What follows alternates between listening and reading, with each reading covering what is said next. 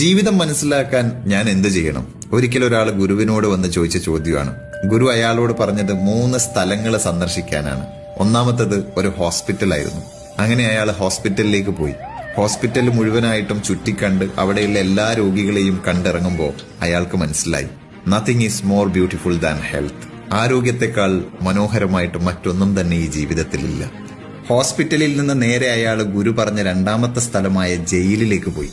Actually freedom is the most precious thing എന്ന് അയാൾ അവിടെ നിന്ന് തിരിച്ചറിഞ്ഞു. താൻ അനുഭവിച്ചുകൊണ്ടിരിക്കുന്ന സ്വാതന്ത്ര്യത്തിന്റെ ശ്വാസം ഉള്ളിലേക്ക് വലിച്ചെടുത്തുകൊണ്ട് ഗുരു പറഞ്ഞ 3ാമത്തെ സ്ഥലമായ സെമിത്തേരി ലക്ഷ്യമാക്കി അയാൾ നടന്നു. അവിടെ അയാൾ റിയലൈസ് ചെയ്യുകയാണ് that life is worth nothing. ജീവിതം ഒന്നുമല്ല.